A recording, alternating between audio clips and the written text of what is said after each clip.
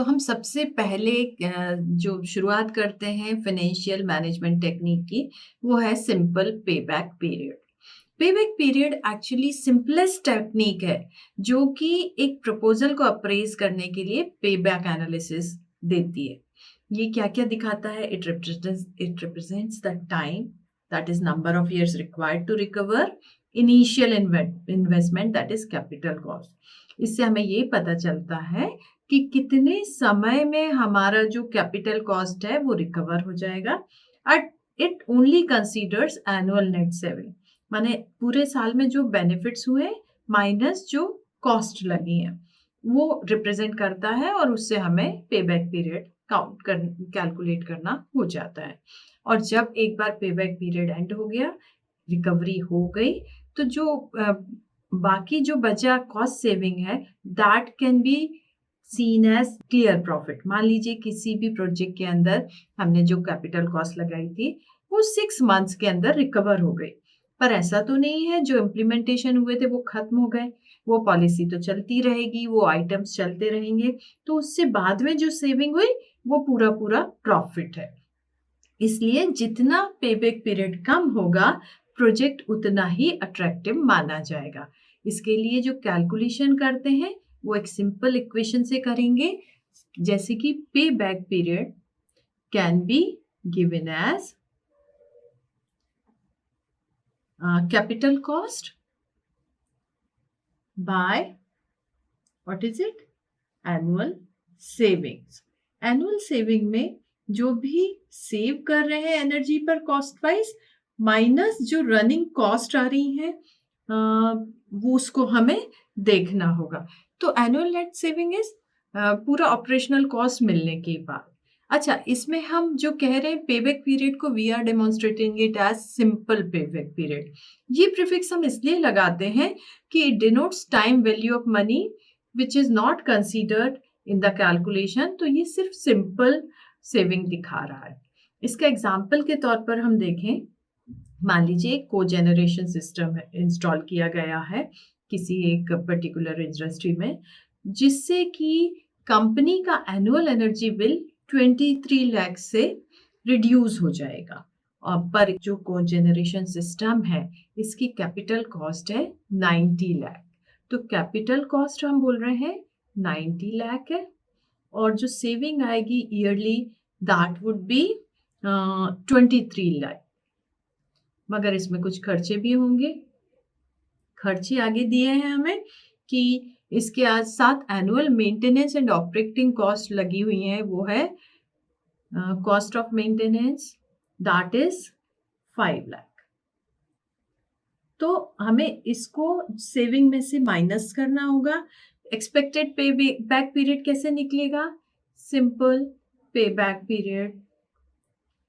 उसके लिए capital cost को हम रखेंगे न्यूमरेटर में 90 लाख, और अब हमारे पास जो इसकी एनुअल नेट सेविंग है that would be 23 minus 5 lakh.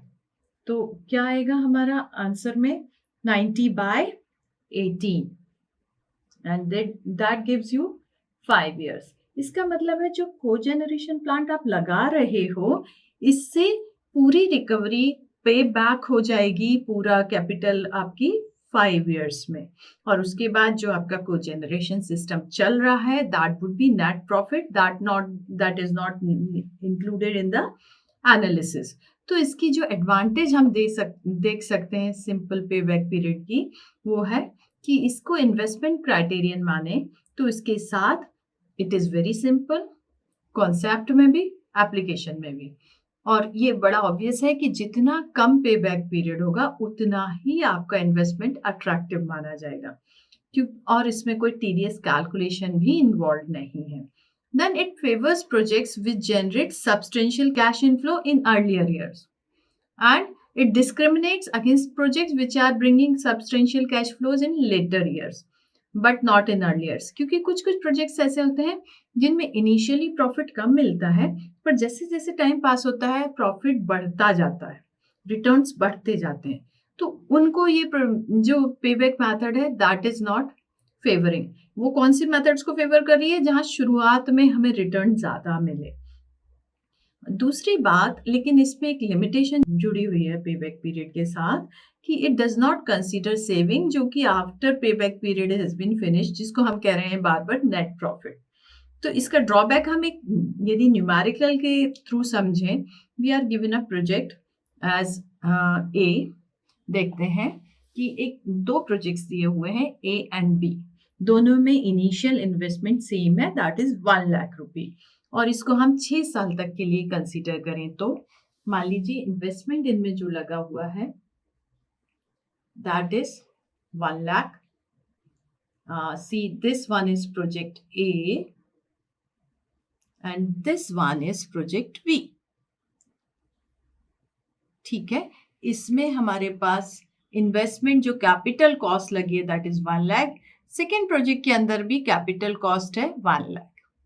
अब एट द सेविंग इनमें जो ईयर वाइज हो रही है या कैश फ्लो हो रही है, तो ईयर वाइज हम देखें कैश इनफ्लो इन ए जो हमें रिटर्न मिल रहा है, और in B that is given as for consecutive years, say 6 years. In first project we get पहले साल में 50,000, दूसरे साल में we are getting 30,000, then third year we get 20,000। अब यहाँ पर हमारा 1 लाख पूरा हो गया। उसके बाद चौथे और पांचवें साल में हमें 10-10 लाख और इस पर रिटर्न मिलता है जो हमने प्रोजेक्ट में इन्वेस्ट किया। तो इसमें हमारा 5 इयर्स के अंदर तो हमारा मनी बैक हो गया, पे बैक हो गया, उसके बाद का ये हमारा नेट प्रॉफिट है। पर जो दूसरा प्रोजेक्ट डेमोन्स्ट्रेट कर रहा है उसमें पहले साल में हमें रिटर्न मिल रहा है only 20,000, next also we get only 20,000, in third year also we get 20,000 and in the fourth year we get 40,000। यहाँ पर हमारा चौथे साल में पे बैक हो गया, मगर इन coming years we again gain from the same project as 60,000 and 50,000 in 6th and 5th years। तो ये जो इसमें नेट प्रॉफिट दिखा रहे हैं आफ्टर पे back it is very high, पर जब आप पे बैक पीरियड कैलकुलेट करते हैं, पे बैक में हम देखते हैं कि कितने साल में रिटर्न आ रहा है, तो उस सेंस में हमें ए प्रोजेक्ट बहुत अट्रैक्टिव लगता है क्योंकि इसमें पहले ही 3 साल में हमारे पास रिकवरी आ गई, जबकि बी प्रोजेक्ट में हमें 4 साल में रिकवरी मिली, पर शुरुआती रिकवरी वॉज वेरी लो, है ना। तो इसलिए ये जो पे बैक पीरियड है ये टाइम वैल्यू ऑफ मनी को कंसीडर नहीं करता। What is time value of money? Money which is invested would accrue interest as time passes. तो इस तरह से cash inflows are only added without suitable discounting. So this violates the most basic principle of financial analysis, क्योंकि हमें जो financial analysis में basic principle है कि उसमें सारे प्रोज एंड कॉन्स कंसीडर करना है विद टाइम ऑल्सो। इसके कि which stipulates the cash flow occurring at different points, और उनको कभी जैसे मेंटेनेंस है दैट टू बी सब्ट्रैक्टेड, कुछ ऐड हुआ दैट शुड बी एडेड, और उसके बाद उनका कंपाउंडिंग या डिस्काउंटिंग भी हमें इंक्लूड करना होता है। तो वो फाइनेंशियल एनालिसिस का जो मेजर पॉइंट है वो पे बैक पीरियड में हम कंसीडर नहीं कर रहे हैं। That is the drawback of this method. It is very simple, very attractive, but not including all the financial measures.